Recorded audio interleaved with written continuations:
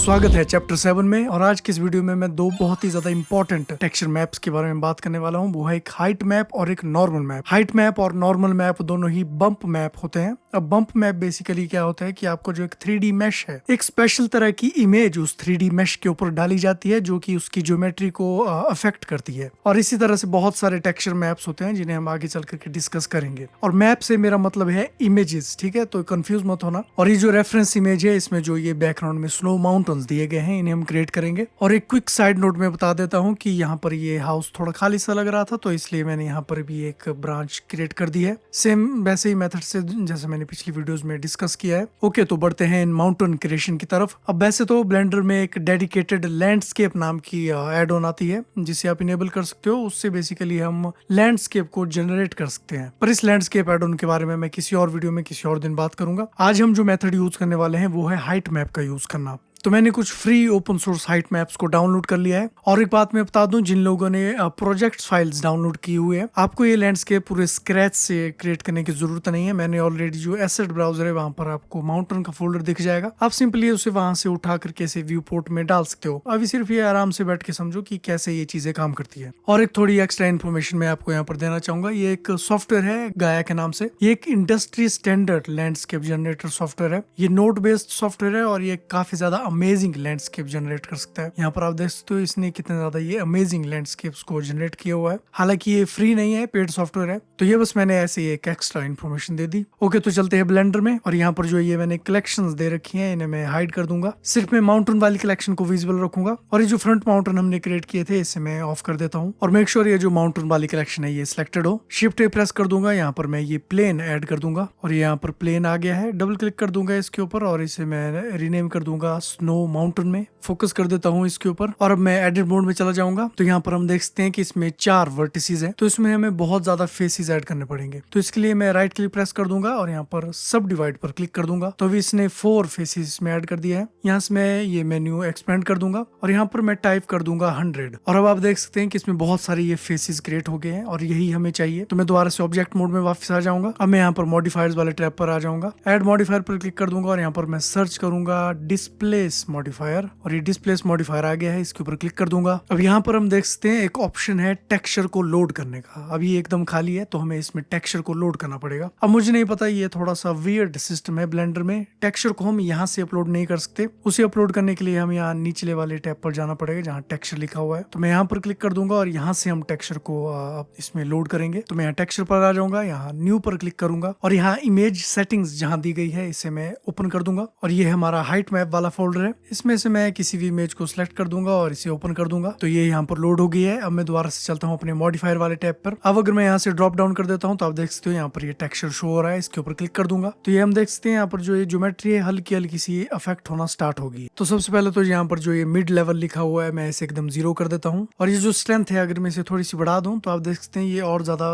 ऊपर की तरफ को आ रहा है। तो इसे मैं 10 कर देता हूँ यहाँ पर। और अभी हम देख सकते हैं कि ये जो माउंटेन है बहुत ज्यादा शार्प नहीं लग रहा है, काफी ज्यादा पिक्सेलेटेड सा लग रहा है। और ऑब्वियस सी बात है कि इसमें और ज्यादा ज्योमेट्री हमें ऐड करनी पड़ेगी। उससे पहले मैं इसके ऊपर राइट क्लिक प्रेस कर देता हूँ और शेड स्मूथ पर क्लिक कर देता हूँ। इससे ये थोड़ा स्मूथ दिखेगा। दोबारा से चला जाऊंगा मैं एडिट मोड में। ओके, तो अभी मैं राइट क्लिक प्रेस कर दूंगा, दोबारा से सब डिवाइड पर क्लिक कर दूंगा। तो यहाँ पर जो नंबर ऑफ कट्स है मैं इसे बहुत ज्यादा इस बार नहीं लगाऊंगा, सिर्फ 5 लगाऊंगा, क्योंकि इसमें ऑलरेडी ये जो फेसेस बने हुए हैं ये उनके बीच में और ज्यादा फेसेस ऐड कर देगा। तो बहुत ज्यादा ज्योमेट्री होने वाली है। और ऑलरेडी मेरा पीसी थोड़ा सा लैग होना स्टार्ट हो गया है। और ये है मेरे दोस्त हाइट मैप्स का मैजिक। हाइट मैप्स ज्योमेट्री को इफेक्ट करके उसके ऊपर बम्प्स क्रिएट करते हैं। इस चीज को याद रखना, आगे जब नॉर्मल मैप के बारे में हम समझेंगे तो ये काम आएगी। और अभी मैं क्या करूंगा कि इसे डुप्लीकेट कर दूंगा और इस वाले में मैं यहाँ से ये टेक्सचर को कट कर देता हूँ। यहाँ पर मैं न्यू पर क्लिक कर दूंगा, दोबारा से आ जाऊंगा नीचे टेक्सचर वाले टैब पर और मेक श्योर यहाँ पर ये टेक्सचर पॉइंट 001 सिलेक्टेड है, क्योंकि ये न्यू टेक्सचर है जो हमने क्रिएट किया है। ओपन कर दूंगा यहाँ से और किसी और टेक्सचर को लोड करके देखते हैं। ये वाला लोड करके देखता हूँ और ये ऑटोमेटिकली एक अलग वेरिएशन हमें माउंटेन की मिल गई है। और सेम चीज करते करते मैंने ये अलग अलग वेरिएशन अभी क्रिएट कर दी है इन माउंटेन्स की। अब जो सबसे बड़ी प्रॉब्लम हमें यहाँ पर देखने को मिलती है वो है इसका हायर पॉली काउंट। तो अगर मैं यहाँ पर वाइट फ्रेम मोड को इनेबल कर देता हूँ तो आप देख सकते हैं ये बहुत ही ज्यादा हाई पॉली का माउंटेन बन गया है। और अगर मैं यहाँ से ये स्टैटिस्टिक्स को इनेबल कर देता हूँ तो हम देख सकते हैं ये बहुत ज्यादा इसमें फेस काउंट है। अब इसी चीज को फिक्स करने के लिए जो चीज काम आती है वो है नॉर्मल मैप का यूज करना। अब नॉर्मल मैप और हाइट मैप में फर्क क्या है वो मैं बता देता हूँ। अब जो हाइट मैप है वो हमारी ज्योमेट्री को अफेक्ट करता है। अब यूजुअली जो हाइट मैप होता है वो इस तरह के मैश के ऊपर यूज किया जाता है जिसमें बहुत ज्यादा बड़े बम्प्स हो। फॉर एग्जाम्पल ये जो माउंटेन्स थे ये बहुत ज्यादा बम्पियर है, इनकी हाइट काफी ज्यादा ऊपर की तरफ है। और जो नॉर्मल मैप्स होते हैं वो सिर्फ एक इल्यूजन क्रिएट करते हैं कि ये जो सरफेस है ये बम्पियर सरफेस है। फॉर एग्जाम्पल एक प्लेन है जिसमें सिर्फ 4 वर्टिसेस है, उसके ऊपर अगर मैं एक नॉर्मल मैप डाल देता हूँ तो वो एक इल्यूजन पैदा करेगा कि ये बम्पियर सरफेस है, जबकि उसमें बहुत ज्यादा ज्योमेट्री है नहीं। पर ऑफ कोर्स नॉर्मल मैप बहुत ज्यादा बम्प क्रिएट नहीं कर सकता, इसकी एक लिमिटेशन है। अब ये जो माउंटेन यहाँ पर हमने क्रिएट किए हैं आप देख सकते हैं ये बहुत ज्यादा हाई पॉली के माउंटेन है, राइट। तो अब एक जो प्रोसेस काम में आती है वो है नॉर्मल बेकिंग। अब नॉर्मल बेकिंग क्या होती है कि ये जो हमने अभी हाई पॉली माउंटेन क्रिएट किया है आप देख सकते हो इसके ऊपर बहुत ज्यादा ये डिटेल्स वगैरह वगैरह दी गई है। तो हम क्या करेंगे कि ये जो इसके ऊपर डिटेल्स बनी हुई है इन्हें एक नॉर्मल मैप में बेक करेंगे। तो ऐसा करने से हम क्या कर सकते हैं कि इसकी जो डिटेल्स थी उसे हमने एक टेक्सचर में बेक कर दिया और ये जो माउंटेन का मैश है इसकी पॉली काउंट को हम कम कर सकते हैं। इससे जो हमारा सीन है वो काफी ज्यादा ऑप्टिमाइज्ड रहेगा। तो अभी समझते हैं कि नॉर्मल मैप्स को बेक कैसे करते हैं। तो सबसे पहले तो मैं इस वाले माउंटेन को सिलेक्ट कर देता हूँ। अब आगे बढ़ने से पहले ये जो डिस्प्लेस मॉडिफायर मैंने इसमें ऐड किया है इसे अप्लाई करना जरूरी है। हालांकि नॉर्मल मैप को बेक करने का एक और मेथड है जो कि है मल्टी रेजोल्यूशन मॉडिफायर को यूज करना, पर इसे मैं किसी और वीडियो में डिस्कस करूंगा, शायद स्कल्पटिंग वाली सीरीज में मैं इसे डिस्कस करूं। अभी हम दूसरा मेथड देखेंगे नॉर्मल मैप को बेक करने का। अब ये वाला जो माउंटेन है मैं इसे रीनेम कर देता हूँ हाई, तो इससे थोड़ा यह समझने में इजी रहेगा आपके लिए। तो इसका नाम मैंने हाई कर दिया है। शिफ्ट डी प्रेस करूंगा और ये डुप्लीकेट हो गया है। राइट क्लिक से मैं कैंसिल कर दूंगा क्योंकि इन दोनों का एक दूसरे के ऊपर ओवरलैप्ड होना जरूरी है तभी ये काम करेगा। जो हाई वाला है इसे मैं फिलहाल यहाँ से हाइड कर देता हूँ और जो डुप्लीकेट हमने किया इसे मैं नाम दे देता हूँ लो। और ये जो लो वाला है एक्चुअली में ये अभी लो नहीं है, हमें इसके जो पॉली काउंट है इसे लो करना पड़ेगा। तो इसके लिए एक अमेजिंग मॉडिफायर है, सर्च कर दूंगा यहाँ पर डेसीमेट। तो अब जो डेसीमेट मॉडिफायर है ये क्या करता है कि ये पॉली काउंट को कम कर देता है और कम करने के साथ साथ ये जो ज्योमेट्री की शेप है उसे डिस्ट्रॉय नहीं करता है। और यहाँ पर ये जो रेशियो लिखा हुआ है, अभी प्रॉब्लम ये है कि इस रेशियो को मैं एकदम से अगर कम करने लगूं तो मेरा पीसी काफी ज्यादा लैग करेगा क्योंकि ये बहुत ही ज्यादा हाई पॉली है। तो इसकी एक ट्रिक है मेरे पास, अगर मैं यहाँ से इसे ऑफ कर देता हूँ मॉडिफायर को और उसके बाद जो रेशियो है आप देख सकते हैं काफी इजीली अब मैं इसे स्लाइड कर पा रहा हूँ। मैं इसे एकदम पूरा 0 नहीं करूंगा, इसे अभी आधा ही करूंगा मैं। और अगर मैं इसे ऑन कर देता हूँ यहाँ से, अब ये थोड़ा सा लैग कर रहा है और वाई फ्रेम में मैं चला जाता हूँ तो अब हम देख सकते हैं कि इसने इसे थोड़ा सा कम कर दिया है। और इसका एक डिसएडवांटेज ये है कि ये ट्रायंगल इसमें क्रिएट कर देता है, तो ये एक डिसएडवांटेज है डेसीमेट मॉडिफायर का। पर इस माउंटेन के केस में ये बहुत बड़ी प्रॉब्लम नहीं है। तो अभी मैं क्या करूंगा, जो डेसीमेट मॉडिफायर है सबसे पहले इसे अप्लाई कर देता हूँ। मैं सेम स्टेप दोबारा से करूंगा, मैं दोबारा से इसमें डेसीमेट मॉडिफायर को ऐड करूंगा। ऑफ कर दिया, यहाँ से इसे डाउन कर देता हूँ और इसे भी अप्लाई कर देता हूँ। और धीरे धीरे जो अभी इसका पॉली काउंट था ये काफी कम हो रहा है। एक बार मैं फिर से इसमें डेसीमेट मॉडिफायर ऐड कर दूंगा, कम कर दूंगा इसे, और अब ये काफी ज्यादा कम हो गया है इसका पॉली काउंट। और अब मुझे इस मॉडिफायर को ऑफ करने की जरूरत नहीं है, मैं रेशियो को वैसे ही मूव कर सकता हूँ। तो हम इसे रियल टाइम में देख सकते हैं कि किस तरह से ये ज्योमेट्री को अफेक्ट कर रहा है। तो इतना अब मुझे सही लग रहा है, पॉली काउंट को पूरी तरह से मैंने कम कर दिया है और इसे भी मैं अप्लाई कर दूंगा। तो अब हमारे पास फाइनली ये लो और हाई पॉली दो मैश बन गए हैं। जैसे कि मैंने पहले कहा था कि इन दोनों का एक दूसरे के ऊपर ओवरलैप होना जरूरी है तभी ये काम करेगा। अब आगे बढ़ने से पहले ये जो हमारा लो पॉली मैश है इसे यूवी अनरैप करना काफी जरूरी है। यूवी अनरैपिंग को हम आगे चल करके और ज्यादा डेप्थ में समझेंगे। बेसिकली अभी आप ये समझ सकते हो कि ये जो हमारा 3D मॉडल है इसकी हम एक तरह से खाल निकाल रहे हैं और उसे एक फ्लैट सरफेस पे लगा रहे हैं। मुझे पता है ये बहुत ही ज्यादा बेकार एग्जांपल है, पर इसे इस तरीके से समझो, ये एक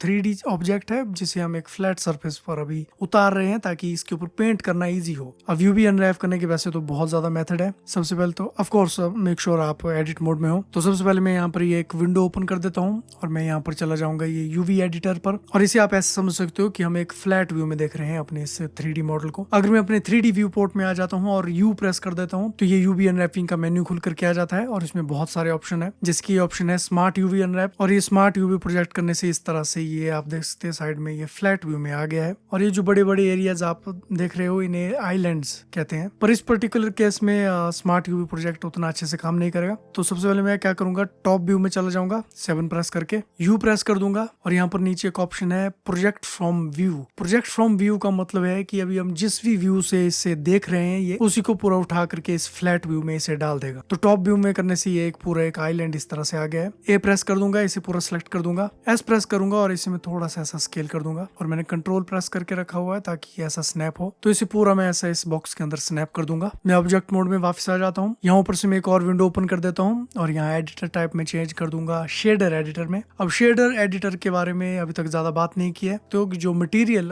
प्रीव्यू हमने अब तक देखा है ये उसी का एक एडवांस्ड वर्जन है। जो सेटिंग आपको यहाँ पर मटेरियल वाले टैब पर देखने देखने को मिलेगी। वही सेम सेटिंग्स यहाँ पर है, फर्क सिर्फ इतना है कि इसमें हम इसे और ज्यादा विजुअली देख सकते हैं। और ये जो बॉक्सेस आपको इसमें दिख रहे हैं इन्हें हम कहते हैं नोड्स, और इन नोड्स को आपस में कनेक्ट करती हैं इस तरह की ये वायर्स। और ये जो इन वायर्स में कलर दिया हुआ है ये सिर्फ उसी कलर से कनेक्ट होती है जो नेक्स्ट वाले नोड पर दिया गया है। और सेम की जो 3D व्यू पोर्ट में काम करती है यहाँ भी काम करती है। अगर मैं शिफ्ट ए प्रेस कर देता हूँ तो इस तरह का मेन्यू खुल के आ जाता है। यहाँ पर मैं सर्च करूंगा इमेज, और ये आ गया है हमारा इमेज टेक्सचर, इसे मैं लगा देता हूँ यहाँ पर। और ये जो इमेज टेक्सचर है इसका ये एक नोड अब यहाँ पर आ गया है। और यहाँ पर मैं न्यू पर क्लिक कर दूंगा तो हम एक नया टेक्सचर बेसिकली यहाँ पर क्रिएट कर रहे हैं। इसे मैं नाम दे देता हूँ नॉर्मल। और यहाँ पर एक ट्रिक है मेरे पास, अगर मैं विड्थ के ऊपर अपने माउस को होवर कर देता हूँ और क्लिक करके नीचे की तरफ ड्रैग कर देता हूँ तो इन दोनों वैल्यूज को हम एक साथ में एडिट कर सकते हैं। तो यहाँ 1024 के आगे अगर मैं स्टार लगा देता हूँ जो कि इसे मल्टीप्लाई करेगा, और इसके बाद मैं यहाँ पर लिख दूंगा 4 और यहाँ क्लिक कर दूंगा तो इसने बेसिकली इसे 4 टाइम्स ऑटोमेटिकली कैलकुलेट कर दिया है। और इसका जो रेजोल्यूशन है वो अब 4K हो गया है। तो एक छोटी सी ट्रिक है, बाकी सेटिंग्स को अभी बहुत ज्यादा ध्यान में मत दो,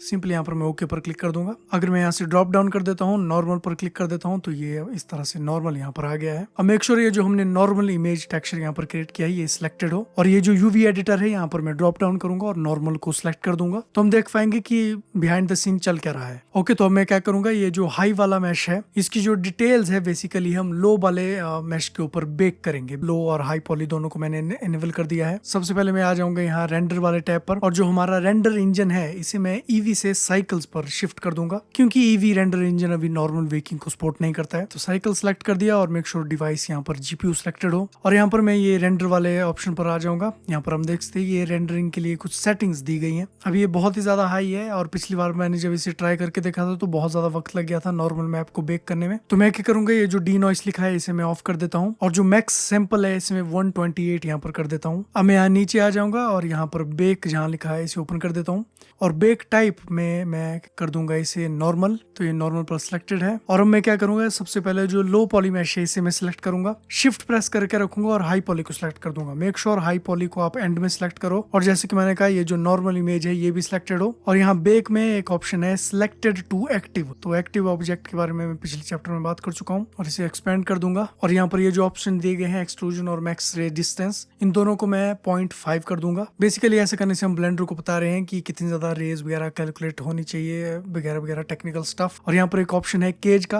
केजिंग बेक काफी इंटरेस्टिंग प्रोसेस होती है, इसे किसी और वीडियो में डिस्कस करूंगा। फिलहाल के लिए अभी यहाँ पर मैं बेक पर क्लिक कर दूंगा और जैसे मैंने बेक के ऊपर क्लिक किया यहाँ नीचे हम देख सकते हैं टेक्सचर बेक ही अभी हो रहा है। तो इसे बेक होने में थोड़ा सा वक्त लग सकता है।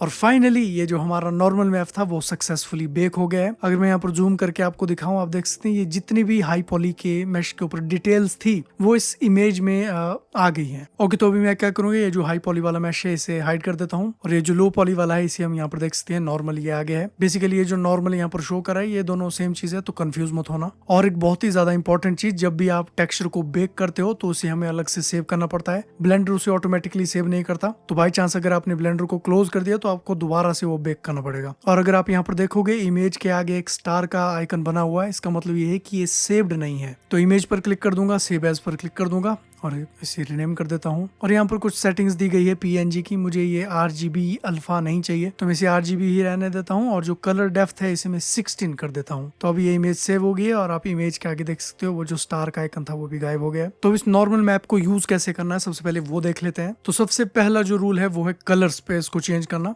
जितने भी मैप्स आप यूज करोगे सिवाय कलर मैप के, सबका जो कलर स्पेस होगा उसे हम नॉन कलर पर सेट करते हैं। तो मैं कलर स्पेस पर क्लिक कर दूंगा, यहाँ sRGB पर क्लिक कर दूंगा और यहाँ पर बहुत सारे ऑप्शन है। मैं यहाँ पर सिंपली नॉन कलर पर क्लिक कर दूंगा और अब आप नीचे देख सकते हो एक्स्ट्रा जो फालतू के कलर्स थे उसने इसे हटा दिया है, जो इंपॉर्टेंट कलर्स थे सिर्फ वही शो हो रहे हैं। अब जो नॉर्मल मैप है ये एक इमेज है, राइट, और यहाँ पर हम कलर देख सकते हैं ये येलो कलर है, इसे हम डायरेक्टली इस तरह से पर्पल में ऐड नहीं कर सकते। तो इन दोनों को कनेक्ट करने के लिए मैं शिफ्ट ए प्रेस कर दूंगा, यहाँ पर मैं टाइप कर दूंगा नॉर्मल और ये ऑप्शन आ जाएगा नॉर्मल मैप के नाम से। इसे क्लिक कर दिया और मैं सिंपली यहाँ से उठा करके इन दो वायर के बीच में डाल दूंगा और इससे कनेक्ट हो जाएगा। और ये यहाँ पर देख सकते हैं येलो से येलो कनेक्ट हो गया है, आगे ये ब्लू से ब्लू कनेक्ट हो गया है। तो अब जो हमारा नॉर्मल मैप है वो काम करेगा। अब नॉर्मल मैप काम कर रहा है कि नहीं उसे हम इस वाले व्यू में नहीं देख सकते, इसलिए हमें मटेरियल प्रीव्यू मोड में जाना पड़ेगा। तो शेडिंग में आ जाऊंगा, मटेरियल प्रीव्यू मोड में आ जाऊंगा और ये हम यहाँ पर देख सकते हैं ये जो नॉर्मल मैप है इसके ऊपर जो ये बम्प्स बने हुए हैं ये अब इसके ऊपर शो हो रहे हैं। अगर मैं इसे यहाँ पर हाइड कर देता हूँ, इस नोड को सिलेक्ट कर दूंगा और M प्रेस करूंगा जिससे ये म्यूट हो जाता है नोड। तो जैसे मैंने इसे म्यूट किया आप देख सकते हैं कि सारी डिटेल्स चली गई और अगर मैं दोबारा से M प्रेस कर देता हूँ तो आप देख सकते हैं डिटेल सारी वापस आ गई है। तो इस तरह से हमारा नॉर्मल मैप काम करता है। इन डिटेल्स को हम और ज्यादा थोड़ा हाई दिखा सकते थे अगर मैंने डेसिमेट को बहुत ज्यादा नहीं किया होता, बट एनीवेज इतनी डिटेल्स काफी है।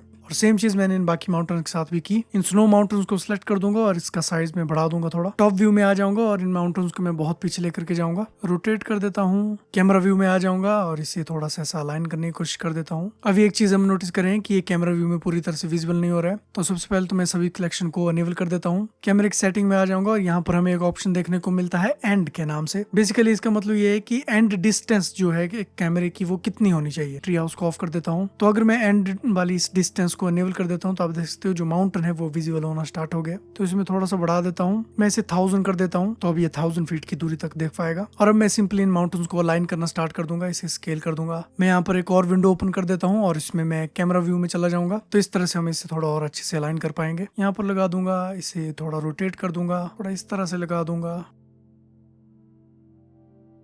ओके, तो इन माउंटेन को मैंने कुछ इस तरह से अलाइन कर दिया है। नेक्स्ट चैप्टर से हम प्रोसीजरल टेक्सचरिंग के बारे में समझेंगे, तो इस वीडियो पर क्लिक करके सीरीज को कंटिन्यू करो। सायोनारा।